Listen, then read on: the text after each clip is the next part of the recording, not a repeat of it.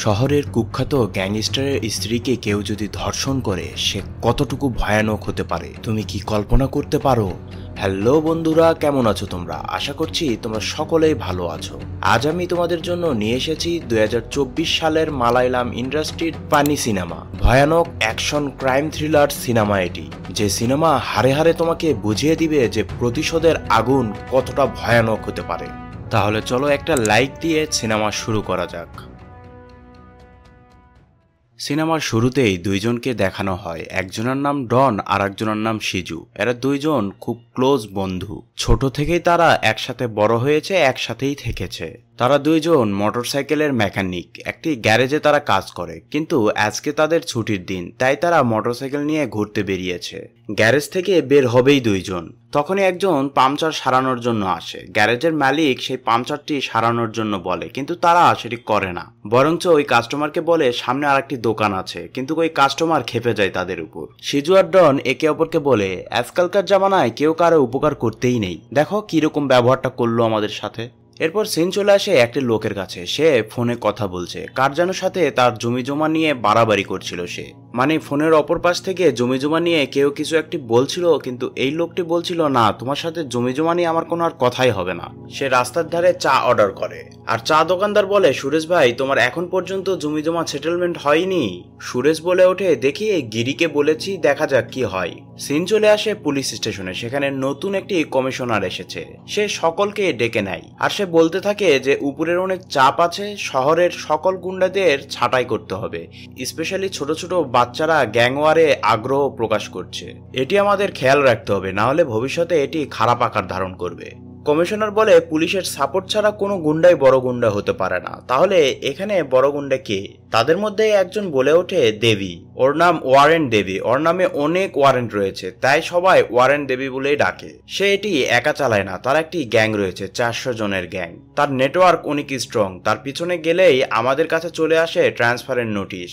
এই মিটিংয়ে কলোনি নামের এক মহিলা আইপিএস অফিসার বসে আছে, সে চুপচাপ আছে, কারণ সে ওই গ্যাংস্টার ফ্যামিলিরই একজন। কমিশনার সকলের উদ্দেশ্যে বলে ওঠে, তোমরা আমাকে সাপোর্ট করো আর না করো, আমি গ্যাংস্টারদের এখান থেকে উৎখাত করবই। ডন আর শিজু রাস্তা দিয়ে হাঁটছে, ডন আইসক্রিম খাচ্ছে, আর শিজুর হাতে ছিল একটি ছাতা আর পানির বোতল। ডন শিজুকে বলে, আইসক্রিমটার টেস্ট অনেক ভালো, তুই চেখে দেখ।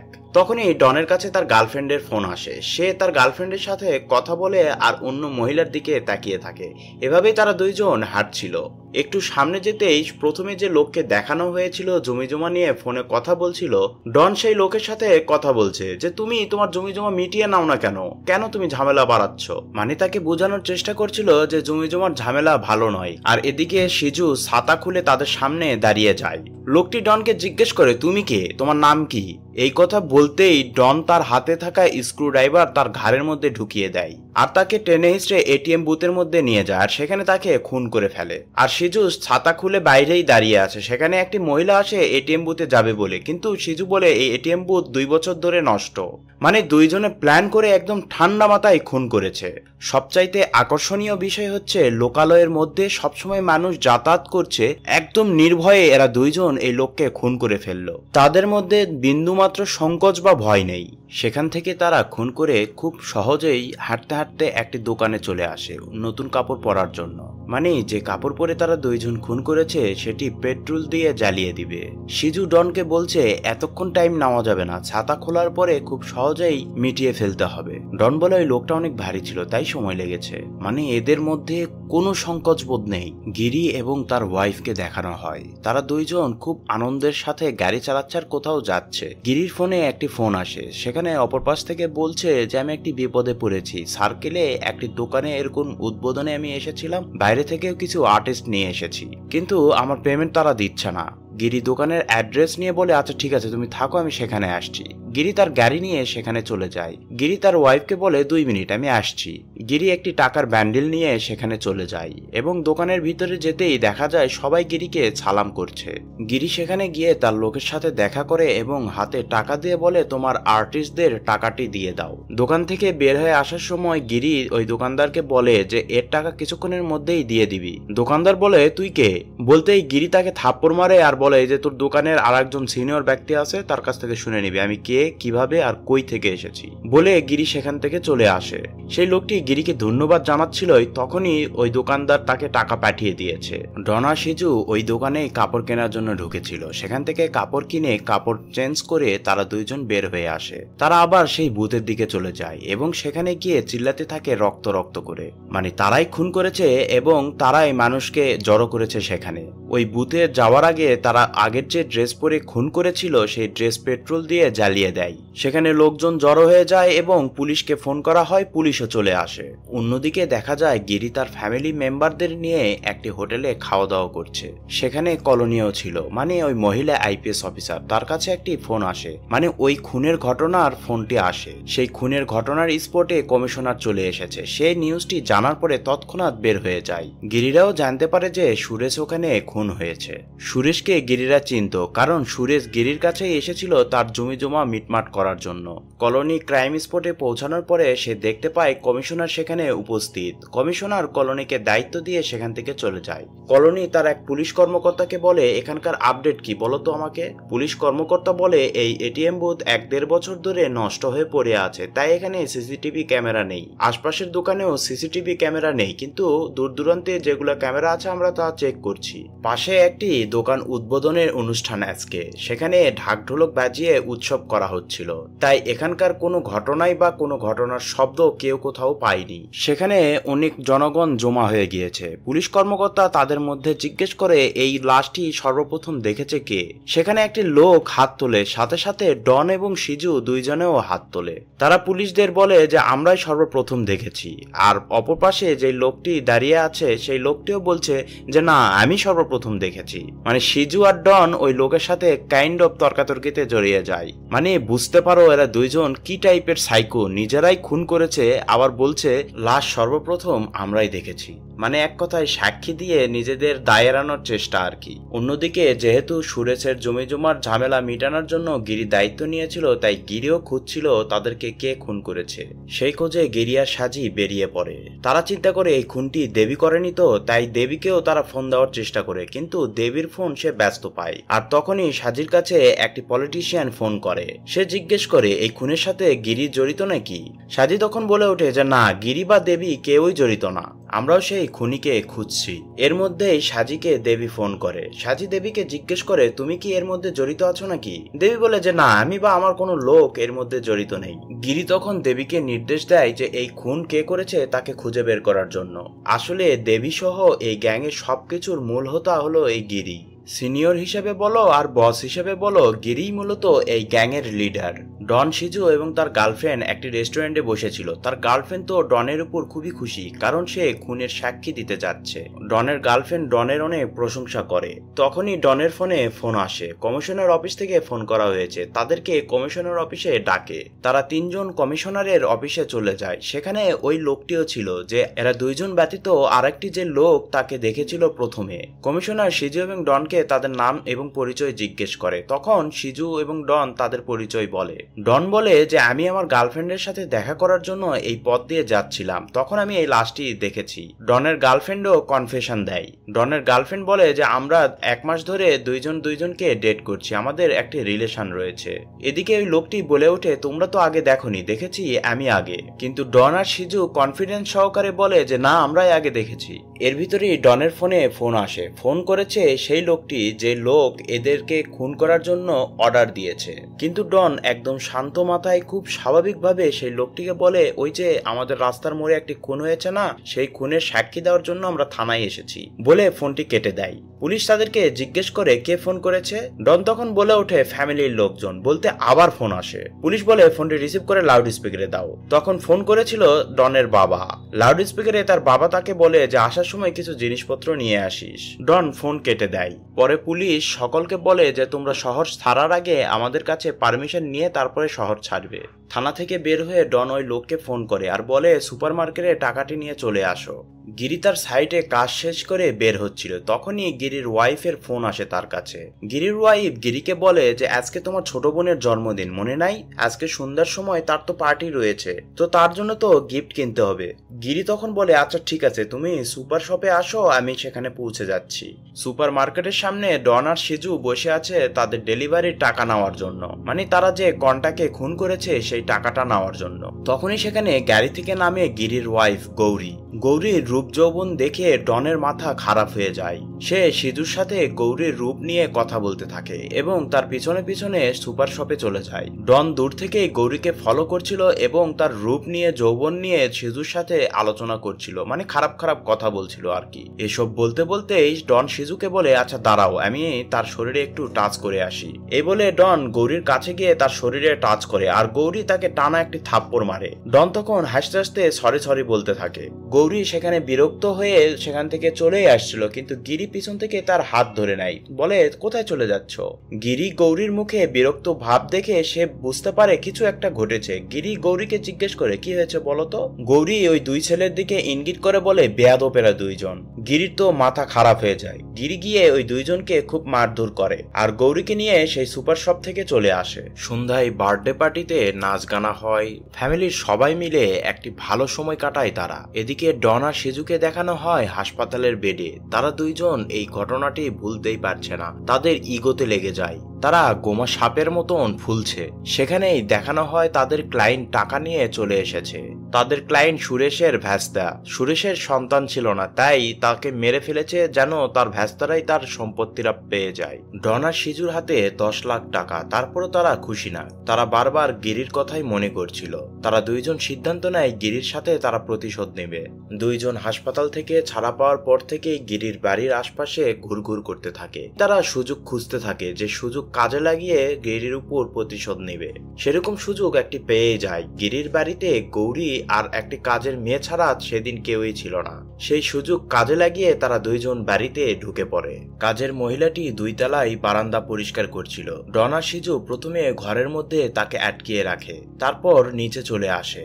গৌরী ভিতর থেকে শব্দ পেয়ে সেদিকে এগিয়ে যায়। তখনই ডন আর সিজুকে দেখে সে পালিয়ে যাওয়ার চেষ্টা করে।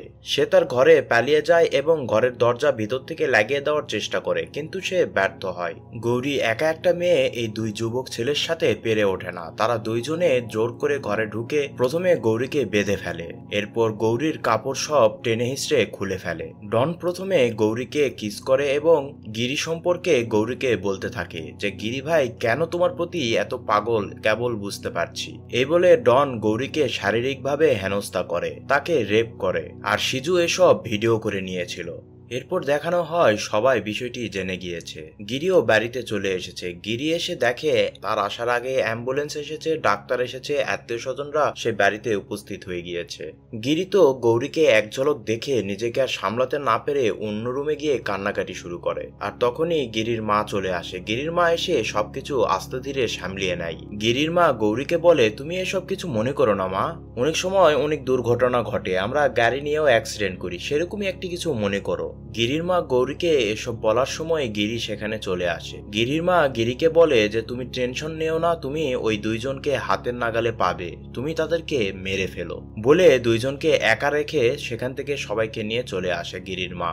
গিরির মা গিরিকে এটিও বলে যে আমি আমার বৌমাকে আমার বাসায় নিয়ে যাব, তোমার যদি দেখা করতে হয় তুমি সেখানেই চলে এসো। গিরি গৌরীকে বুকে জড়িয়ে নেয়। গৌরী তখন গিরিকে বলে তুমি টেনশন নিও না, আমি সবকিছু ভুলে যাব। কিন্তু এদিকে গিরির মনে আগুন জ্বলছে, প্রতিশোধের আগুন। সে ডন আর সিজুকে একদম কচুকাটা করবে। ডন আর সিজু বাইক নিয়ে শহরেই ঘুরছিল। তারা বুঝে গিয়েছিল যে যেভাবেই হোক গিরি তাদেরকে খুঁজে বের করবে, তাই তারা সিদ্ধান্ত নেয় তারা আগে তাদের বাইক চেঞ্জ করবে এবং হেলমেট চেঞ্জ করবে। তারা দুইজনে মিলে এটিও প্ল্যান করে তারা বিহারে চলে যেতে পারে, কারণ তাদের কাছে অনেক টাকা আছে আর তাদের পরিচিতও একজন আছে, সেখানে গিয়ে সে শেল্টার নিতে পারবে।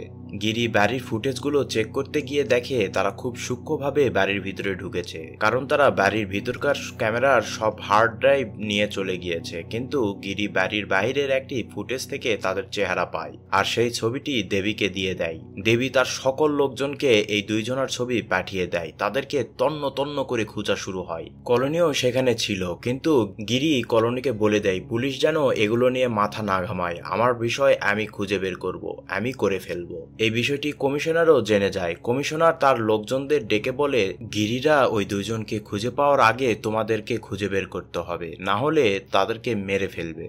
কমিশনার কলোনিকে ডাকায় এবং বলে যে তুমি যদি এসবের ব্যবস্থা না নাও, ওই গ্যাংস্টার লোকজনরা যদি আইন হাতে তুলে নেয়, তাহলে মানুষ আইনের উপর আস্থা হারাবে। আমাদের এই ড্রেস পরার কোনো কারণই থাকবে না। কমিশনার বলে, তুমি বলো তো এদের মধ্যে কোন গ্যাংটি অ্যাক্টিভ? তখন তাদের মধ্যেই এক পুলিশ বলে ওঠে যে দেবী অ্যাক্টিভ, কিন্তু সবকিছুর মূল হোতা কিন্তু গিরি। কমিশনার বলে ওঠে, আমি গিরিকে চিনি। আমি যখন আগে এখানে পোস্টিংয়ে ছিলাম তখন গিরি একটি কলেজের মেয়েকে বাঁচানোর জন্য হিরোগিরি দেখানোর জন্য গুন্ডামি করেছিল, গুন্ডাদের মেরেছিল। কলোনি তখন বলে ওঠে ওই মেয়েকেই গিরি বিয়ে করেছে। কমিশনার কলোনিকে জিজ্ঞেস করে ওদের ছেলে মেয়ে কয়টা? কলোনি বলে, আমি ওইসব জানি না, আপনি ওদেরকে জিজ্ঞেস করবেন। কমিশনার বিরক্ত হয়ে বলে, তাহলে তুমি ওদের সম্পর্কে জেনে ওদেরকে নিয়েই এখানে আসবে। কলোনিও বিরক্ত হয়ে রাগ দেখিয়ে সেখান থেকে চলে আসে। যতই হোক গ্যাংস্টারের রক্ত তার শরীরে রয়েছে। যাই হোক, সেখানে থাকা দুইজন পুলিশ কর্মকর্তা কমিশনারকে বলে, গিরি, সাজি, দেবী, গুরুভিলা এরা সাধারণ কোনো গুন্ডা নয়, এরা মাফিয়া, কুখ্যাত। এদেরকে সকলেই ভয় পায়। এরা চারজন তাদের সুদের ব্যবসা থেকেই এক একজন 27 লক্ষ টাকা করে পায়। তারপর এদের ইন্ডাস্ট্রি ব্যবসা তো রয়েছেই। আর হ্যাঁ, আর একটি বিষয়, এরা ছোটখাটো কোনো বিষয়ে কিন্তু নাক গলায় না। এছাড়াও এরা চারজন ব্যাচমেট। এদের মধ্যে গিরি আর সাজি হলো কাজিন। পরে কুরুভিলা গিরির বোনকে বিয়ে করে, সেই হিসেবে কুরুভিলা গিরির দুলাভাই। দেবীও পরে তারই একটি ক্লাসমেট জয়াকে বিয়ে করে সেখানেই সেটেলড হয়ে যায়। তারা এই চারজন মিলে একদম পরিবারের মতনই থাকে, আর একে অপরের সাথে কখনো ঝামেলায় জড়ায় না। আবার কেউ যদি তাদের সাথে ঝামেলায় জড়ায় তাহলে তাদেরকেও আবার ছাড়ে না। তারা পুলিশকে মানে না বললেই চলে। তাদের উপর অনেক কেস চলছে, তারপরও আমরা তাদেরকে কিছুই করতে পারি না। কমিশনার এসব শোনার পরে বলে, ঠিক আছে, সবকিছু বুঝলাম, কিন্তু তোমরা ওই দুইজনকে তাদের আগেই খুঁজে বের করো। পুলিশ ইনভেস্টিগেশন করতে গিয়ে জানতে পারে যে সুয়েজকেও তারা দুইজন মেরে ফেলেছে। তারা দুইজনই এই বুথের আশেপাশে সকল সিসিটিভি ফুটেজ নষ্ট করে ফেলে। আর এখানে একটি দোকান উদ্বোধন হচ্ছিল, আর সেখান থেকে একটি বক্স চুরি করে নিয়ে এসে ওই বুথের আশপাশে রেখে দিয়েছিল, যেন শব্দে কেউ বুঝতে না পারে। আর দোকানের সিসিটিভি ফুটেজেই সেটি ধরা পড়ে। পুলিশের মধ্যেও দেবীর লোক ছিল, আর দেবীকে এই বিষয়টি পুলিশ জানিয়ে দেয়। দেবী ওই গ্যারেজের মালিককে ধরে নিয়ে আসে, তাকে জিজ্ঞাসাবাদ করে। গ্যারেজের মালিক বলে যে ওরা দুইজন যে এরকম কোনো কাজ করবে আমি কল্পনাও করতে পারিনি। 1.5 বছর ধরে আমার এখানে কাজ করছে ওরা। গ্যারেজের মালিকের কাছ থেকে ডন আর সিজুর গ্রামের বাড়ির অ্যাড্রেস পেয়ে যায়, আর সেখানেও তারা লোকজন পাঠিয়ে দেয় তাদেরকে খোঁজার জন্য। ডনের গ্রামের বাড়িতে তাকে না পেয়ে তার বাবাকে ধরে নিয়ে আসে এবং আরেকটি গ্রুপ তাদেরকে সেখানে খোঁজাখুঁজি শুরু করে। অন্যদিকে দেখানো হয় সমুদ্রের পাড়ে একটি কুটিরে ডন তার গার্লফ্রেন্ডের সাথে ঘাপাঘাপ করছে, আর সিজু বাইরে দাঁড়িয়ে আছে। ডনের ফোনে বারবার ফোন আসছিল। ডন এতে বুঝতে পারে ডালমেকুচ কালাহে, তাই সে তার গার্লফ্রেন্ডের জ্বালা না মিটিয়েই সেখান থেকে চলে আসার প্ল্যান করে। সে বাইরে এসে সিজুর সাথে সেখান থেকে পালিয়ে যায়। আর তখনই দেবীর লোকজন সেখানে উপস্থিত হয়ে যায়। দেবীর লোকজনের ডন সম্পর্কে তার গার্লফ্রেন্ডকে জিজ্ঞেস করে। তার গার্লফ্রেন্ড বলে এখনই সে এখান থেকে চলে গিয়েছে। দেবীর লোকজন ডনের গার্লফ্রেন্ডকে তাদের সাথে নিয়ে যায়। ডন আর সিজু রাতের বেলা ফোন আর সিম চেঞ্জ করে তার বাবাকে ফোন করে। ডন ফোন রিসিভ করে দেবী, কারণ দেবী তার বাবাকে তুলে নিয়ে গিয়েছিল। দেবী ডনকে বলে, তোরা দুইজন যদি আমাদের কাছে ধরা না দিস তাহলে একে একে তোর ফ্যামিলির সকলকে মেরে ফেলবো। ডন তখন ক্ষিপ্ত হয়ে ফোন কেটে দেয় এবং সিজুকে বলে, আমাদের কাছে দুইটি রাস্তা রয়েছে, এক আমাদের পালিয়ে যেতে হবে, আর না হলে তাদের কাছে ধরা দিয়ে মরতে হবে। কিন্তু তারা দুইজন সিদ্ধান্ত নেয় তারা বদলা নিবে, তারা কোনোভাবেই পালিয়ে যাবে না। তারা দুইজন সকল গ্যাংস্টারদের ফাঁকি দিয়ে, পুলিশকে ফাঁকি দিয়ে দেবীর বাড়িতে চলে আসে। আর এদিকে জয়াও বাড়িতে ছিল না। জয়া গৌরীকে দেখার জন্য গিয়েছিল। দেবী বাড়িতে একাই ছিল, সে রাতের বেলা ঘুমিয়ে আছে। ডন আর সিজু প্রথমে দেবীর বডিগার্ডকে মেরে ফেলে এবং নিঃশব্দে দেবীর হাত পা বেঁধে ফেলে। এরপর ডন দেবীর গালে কষে একটি থাপ্পড় মারে। দেবী ঘুম থেকে জাগা পেয়ে যায়। জাগা পেয়ে নিজেকে খুবই অসহায় মনে করছিল দেবী। সিজু সেখানে একটি বন্দুক পায়, কিন্তু তারা বন্দুক চালায় কিভাবে জানতো না। অনেক কয়েকবার ট্রাই করার পরে তারা বুঝতে পারে বন্দুক কিভাবে লোড করে আর কিভাবে চালায়। বন্দুক চালানোর আগে তারা সাইলেন্সার লাগিয়ে নিয়েছিল, আর দেবী কিছু বোঝার আগেই তাকে শুট করে মেরে ফেলে এরা দুইজন। এরপর সেখান থেকে টাকা নিয়ে তারা দুইজন চলে যায়। দেবীর মৃত্যু টপ অব দ্য টাউন হয়ে যায়। গলিতে গলিতে দেবীর নিউজের কথা শোনা যাচ্ছিল। দেবীর বাড়ির সামনে পুলিশ গুন্ডারা ভিড় জমিয়ে ফেলেছিল। গিরি ও জয়া সেখানে চলে আসে। জয়া তার স্বামীকে দেখে হাউমাউ করে কান্না করতে থাকে। গিরিও নীরবে চোখের পানি ফেলে। সব গুন্ডাদের মধ্যে আলোচনা হচ্ছে যে দেবী এত পাওয়ারফুল লোক, তাকে কে তার নিজের বেডে এসে খুন করে চলে গেল, কার এত বড় সাহস হলো। গিরি তার গাড়ি নিয়ে সেখান থেকে বের হয়ে যায়। সে অনেক আপসেট ছিল। সে তার পুরাতন কথাগুলো মনে করছিল। গাড়ি চলতে চলতে হঠাৎ গিরির গাড়ি থেমে যায়। সে গাড়ির দরজা খুলে পিছনে দেখতেই তার গাড়িতে দুটি গুলি এসে লাগে। গিরি তার গাড়ির মধ্যেই লুকিয়ে পড়ে। এরপর গিরি তার অস্ত্র নিয়ে সে বাইরে চলে আসে, যে দেখার চেষ্টা করে তাকে কে গুলি করেছে, কোথা থেকে করেছে। আর তখনই তার উপর আবার গুলি করে। তার শরীরে একটি গুলি লাগে। সে গাড়ির সামনে লুকিয়ে পড়ে। একটু পরে বন্দুক সেট করে যেদিক থেকে গুলি এসেছিল সেদিকে একটি ফায়ার করে। তখনই সিজু আর ডন তাদের মোটরসাইকেল নিয়ে রওনা করে। গিরি তাড়াতাড়ি করে গাড়ির ভিতরে উঠে তাদেরকে ফলো করে। অনেক দূর তাদের পিছু নেওয়ার পরে হঠাৎ তারা গায়েব হয়ে যায়। একটি মোড় ঘুরতেই ডন আর সিজু গিরির গাড়ির গ্লাসে পাথর মেরে দেয়। এরপর তারা মোটরসাইকেল টান দিয়ে একটি জঙ্গলের মধ্যে গিয়ে গাড়ি থামিয়ে দাঁড়িয়ে থাকে আর ফলো করতে থাকে যে গিরির গাড়ি গেল কিনা। সেখানে দাঁড়িয়ে থেকে তারা আর গিরির গাড়ি দেখতে পায় না। তারা বলতে থাকে যে গিরি মারা গেল কিনা। যদি গিরি মারা যায় তাহলে তাদেরই তো রাজত্ব। এসব ভেবেই তারা আনন্দ পাচ্ছিল। তখন তারা সিদ্ধান্ত নেয় গিরি যদি মারা যেয়েই থাকে তাহলে আমরা শহর থেকে কিছুদিন দূরে থাকি। সব শান্ত হয়ে গেলে তারপর আমরা শহরে ফিরবো। এই বলে তারা শহর থেকে দূরে যাওয়ার জন্য মোটরসাইকেলে ওঠে, মোটরসাইকেল নিয়ে রওনা করে। ডন আর সিজু যখন ব্রিজ ক্রস করবে তখনই গিরি তাদের সামনে গাড়ি নিয়ে চলে আসে। তারা ভয় পেয়ে উল্টা দিকে রওনা করে। গিরি তাদেরকে ফলো করে। একসময় অন্য একটি ব্রিজের উপর গিয়ে গিরি তাদের মোটরসাইকেলকে ওভারটেক করে এবং তাদের গাড়িতে মেরে দেয়। তারা দুইজনে পানিতে নদীতে পড়ে যায়। সেখানে তাদের মোটরসাইকেল পাওয়া যায় কিন্তু তাদের লাশ পাওয়া যায় না। সবাই ভেবেই নিয়েছিল তারা দুইজন মারা গিয়েছে, কিন্তু গিরি আর কুরুভিলা তারা কোনোভাবেই তাদের লাশ না পাওয়া পর্যন্ত মনে করতে চায় না তারা মারা গিয়েছে। তাই কুরুভিলা আর গিরি তাদেরকে খুঁজছিল এখনো। এরপর অনেকদিন কেটে যায়। কুরুভিলা ডনের বাড়ির পার্শ্ববর্তী লোকজনদের টাকা দিয়ে তাদের বাড়ির উপর খেয়াল রাখার জন্য বলেছিল। আর একদিন রাতে সেরকমই টাকা দেওয়ার জন্য সে গিয়েছিল ডনের বাড়ির পাশে। তার প্রতিবেশীকে টাকা দিয়ে আসার সময় কুরুভিলার সামনে ডন আর সিজু চলে আসে। প্রথমে গুলি করার জন্য বন্দুক বের করে, কিন্তু বন্দুক কাজ করছিল না। সুযোগ বুঝে কুরুভিলা ওই দুইজনের উপর আক্রমণ করে দেয়, কিন্তু তাদের দুইজনের সাথে কুরুভিলা পেরে ওঠে না। ডন আর সিজু চাকু দিয়ে তাকে আহত করে। কুরুভিলার ফোন দিয়ে গিরিকে ফোন করে ডন, আর গিরিকে বলে যে তোমার দুলাভাইকে যদি তুমি বাঁচাতে চাও তাহলে এখানে চলে আসো। এটি জানা মাত্রই গিরি সাজিকে নিয়ে সেখানে চলে আসে, আর সেই গাড়ির ডিক্কির মধ্যেই কুরুভিলাকে পায়। কুরুভিলা এখনো জীবিত ছিল। তারা দ্রুত কুরুভিলাকে গাড়িতে নিয়ে হসপিটালের উদ্দেশ্যে রওনা করে। আর দূর থেকে ডন আর সিজু এসব দেখছিল। তারা দুইজন বসে রাতের খাবার খাচ্ছিল আর দুইজনে আলোচনা করছিল এদেরকে আরো একটু দৌড়ে নিতে হবে। হাসপাতালে পৌঁছানোর পরে কুরুভিলা কিছুটা সুস্থ হয়ে ওঠে। গিরির মা গিরিকে বলে যে তুমি সবাইকে নিয়ে বাড়িতে চলে যাও, আমি এখানে আছি, এখানে আমি থেকে তার সেবা যত্ন করব, আমি এই বিষয়গুলো সামলিয়ে নিব।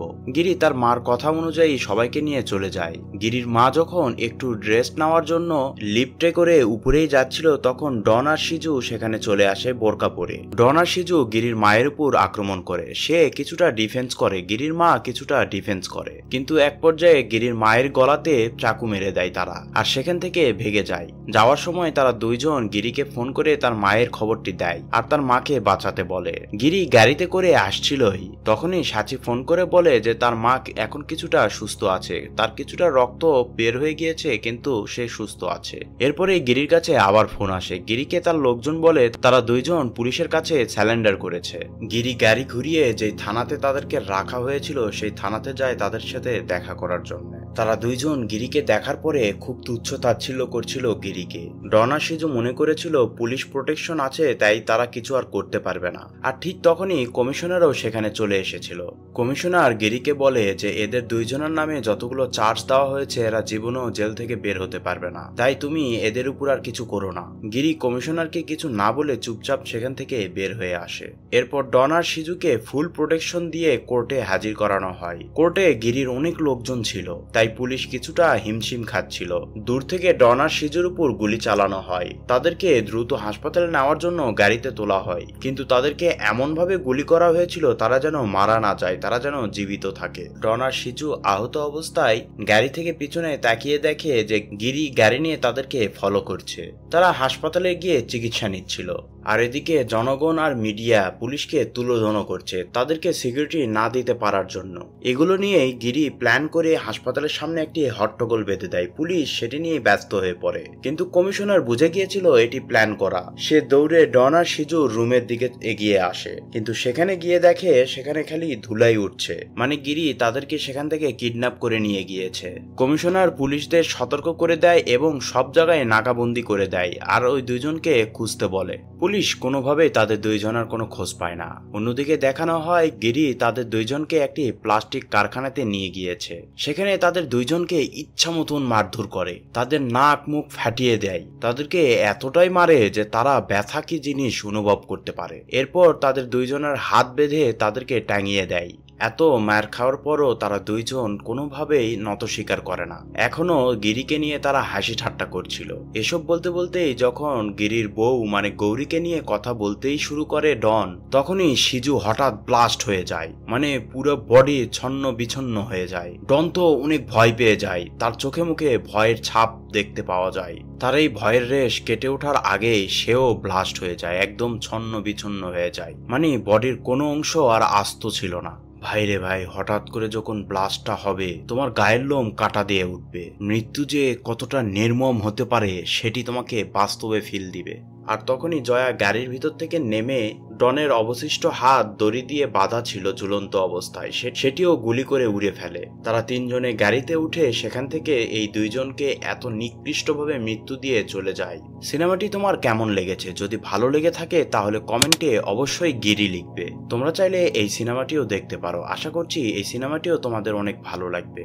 আজকে এই পর্যন্তই, তাহলে দেখা হচ্ছে নতুন কোনো ভিডিওতে নতুন কোনো অ্যাঙ্গিকে। ততক্ষণ পর্যন্ত ভালো থাকো, সুস্থ থাকো, আল্লাহ হাফেজ, টাটা, বাই বাই।